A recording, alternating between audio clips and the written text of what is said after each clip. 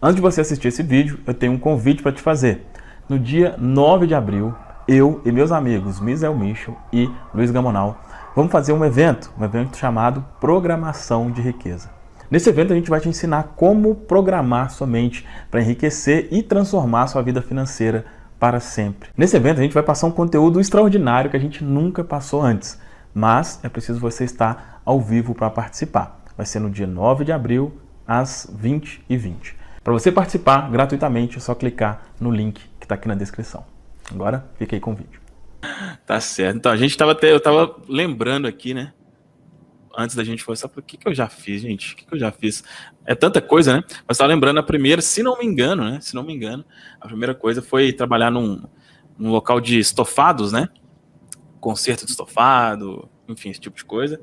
Era de menor, se não me engano, devia ter lá uns 16 anos mais ou menos. Mas de trabalho, assim, de emprego mesmo, assim, o primeiro que eu tive foi como ajudante eletricista. Eu fiz curso técnico, né? De eletrotécnica, que chama. E trabalhei um tempo como ajudante. Era para ser, né? Tinha todo o conhecimento para ser eletricista, mas não tinha oportunidade lá onde trabalhava e tal. Então fiquei um tempo lá como ajudante de eletricista. E aí já vai pegando um pouco aí onde nas histórias a gente começa a aprender algumas coisas, né?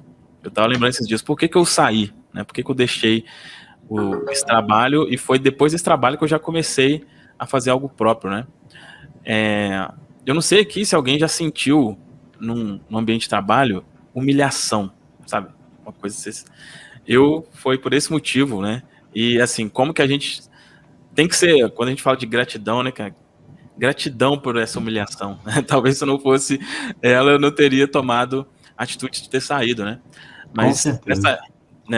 nessa época eu lembro, eu estava trabalhando, assim, eu já estava meio insatisfeito, mas eu estava trabalhando num local, no apartamento lá, fazendo uma obra, e assim, era ajudante de eletricista, você é mais, você fica batendo marreta, quebrando parede, né, para passar coisa e tudo mais. E eu lembro, a gente, assim, ficava todo sujo, né, todo suado e tal, e o dono lá da obra, o cara que comandava a obra, não queria deixar a gente tomar banho, porque falou que tava gastando muita água, não sei o que, a obra tava não sei o que, e aí, cara, tinha que ficar indo dentro do ônibus. Imagina, depois de ter trabalhado o dia inteiro, coitado de quem ia junto comigo, né? Porque isso já vinha, como diz, naquela asa, né? Cara, era uma humilhação, eu ficava, nossa Deus. Antes disso, nesse mesmo trabalho, eu trabalhava muito longe, eu acordava 15 para 5 da manhã. Na verdade, 15 para 5 eu pegava o ônibus, eu acordava 4h15 da manhã, chegava em casa quase 9 horas da noite, enfim, não tinha vida não, era só trabalhar e dormir. Mas aí foi depois que isso aconteceu, do pessoal não querer deixar a gente tomar banho e tal, que eu falei, cara, não, isso não é vida não, deixa eu dar meus pulos aqui. E aí a primeira coisa que eu fui fazer por conta própria foi ser eletricista mesmo, né? Eu já tinha experiência e fui ser eletricista. Mas aí, não sei por que me veio na cabeça a ideia de trabalhar com câmera de segurança, alarme e tal. Não sei por que, assim, era a intenção de ganhar mais, né, obviamente. Aí, não sei como que eu descobri isso, mas falei, pô, parece que isso aqui é melhor. E realmente foi. Vou encurtar ao máximo aqui, né, a história, mas outra coisa bacana. Eu comecei a divulgar que eu fazia isso antes de fazer isso. Então, olha só, eu já estava decidido que eu ia fazer.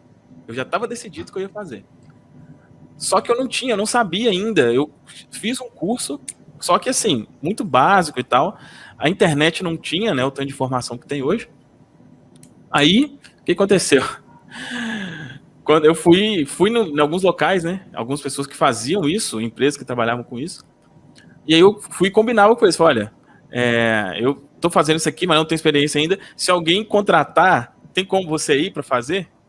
Então eu meio que fiz durante um tempo, eu fazia um meio de campo, eu vendia, eu ia lá na casa da pessoa, então antes eu ia na empresa e falava, quanto que é para colocar a câmera, não sei o que, os caras falavam, e eu colocava um valor em cima e vendia. E chegava lá no dia, eu chegava como dono do negócio, vamos dizer assim, Os caras que faziam. Mas enquanto isso, enquanto eles iam fazendo, eu ia olhando tudo, né? Ia olhando tudo que eles estavam fazendo e tal. E aprendi desse jeito. Aí, olhando e fazendo junto ali também, né? E aprendi assim. E aí depois eu mesmo comecei a fazer por conta. E, pô, cheguei a fazer aqui o maior evento da cidade aqui, toda a parte lá. Era uma coisa assim muito boa. Que eu falo, né? Que eu deixei realmente por uma questão de não merecimento. Na época, recebi um valor bem considerável, assim, por esse tipo de serviço, né? Era bem comum fazer coisa de R$1.000, R$1.500 em um dia, que até hoje é uma coisa, né, relevante, mas imagina 7 anos atrás, né? Coisa que eu não ganhava isso nem um mês no emprego anterior. Né? Mas aí, enfim, desisti. E aí eu já conhecia, já comecei a falar, não, eu tô querendo agora uma coisa mais tranquila e tal, deixa eu ir pra internet, né? Tava começando um boom ali, questão de loja virtual e tal, e a gente decidiu fazer isso, e aí montamos uma loja virtual de perfumes, que não deu certo. Por que não deu certo? Aí, né, daqui a pouco a gente vai falar nas partes mais práticas mesmo, mas basicamente eu fui muito na intenção, na ideia, no tal, mas não fui no planejamento, né? Na hora de vender, a gente viu, opa, peraí, o pessoal que tá vendendo mais barato do que eu compro. Não ia dar certo, né? Então foi uma coisa que por falta de planejamento mesmo não deu. Depois a gente montou uma loja virtual de relógios, né? Que deu bem certo e tinha tudo para continuar dando certo, só não deu pela mentalidade mesmo. Na época eu era MEI, né? Microempreendedor individual, tinha um limite ali que a gente podia vender. E assim, era relógios a partir de R$1.000, né? Tinha alguns mais baratos, mas o foco era relógios a partir de R$1.000. Então, quando vendia poucas peças ali, já começava enfim, a chegar perto ali da questão do MEI, aí tinha que pagar mais imposto, né? E eu ficava naquela, falei, não quero pagar mais e tal. Eu ficava limitando o crescimento, né? Interessante então, a mentalidade, né? Tipo, eu não vou ganhar muito, não quero continuar, tipo, muito não, porque senão eu vou ter que pagar imposto. Olha só que interessante, né? Pega essa sacada aí, que daqui a pouco vocês vão estar entendendo tudo isso que está falando na fórmula aí, do que a gente vai trabalhar. O sabotador se agarrando nas costas do Fabrício, né, Fabrício? Não é, cara? Assim, incrível, né? É uma coisa que não faz o menor sentido, né, cara? Não faz o menor sentido. Mas... eu entendo isso aí, eu já passei por isso. Pois é.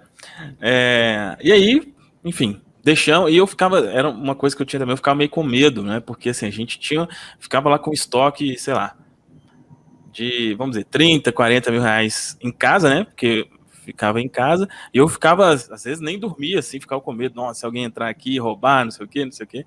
Outra crença limitante também que atrapalha bastante, né?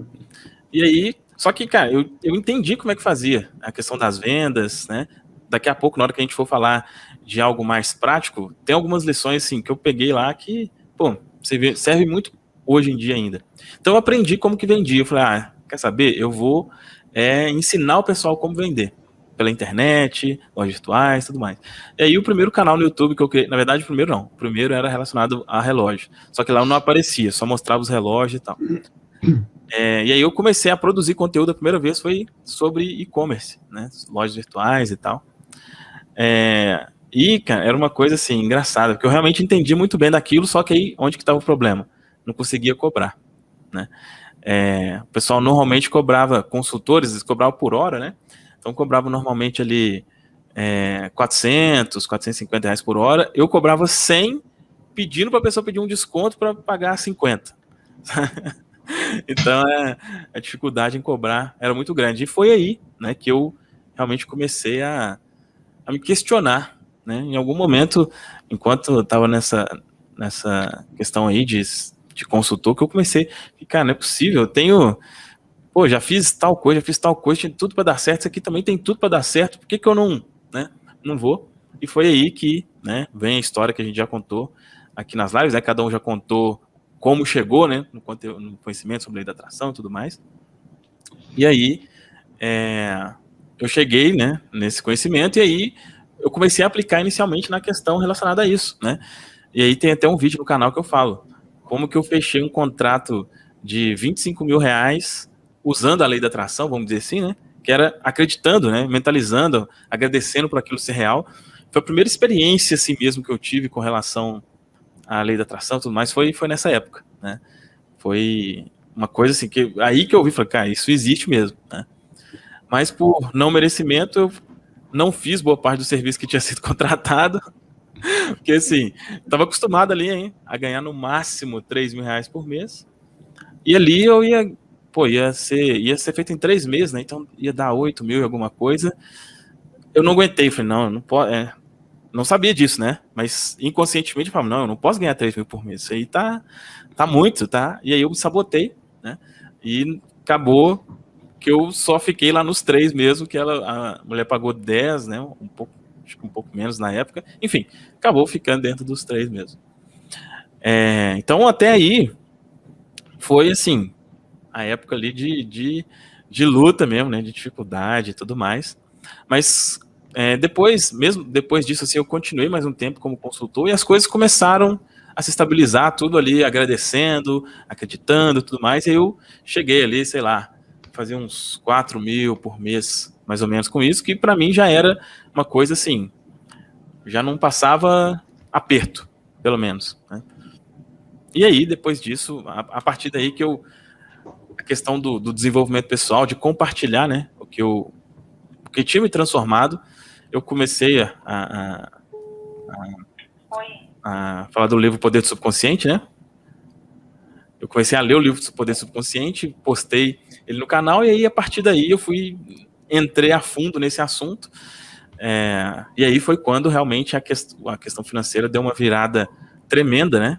Foi quando, a minha grande virada assim mesmo, foi quando eu falo que veio para mim, né, a ideia de fazer reprogramações subliminares, né?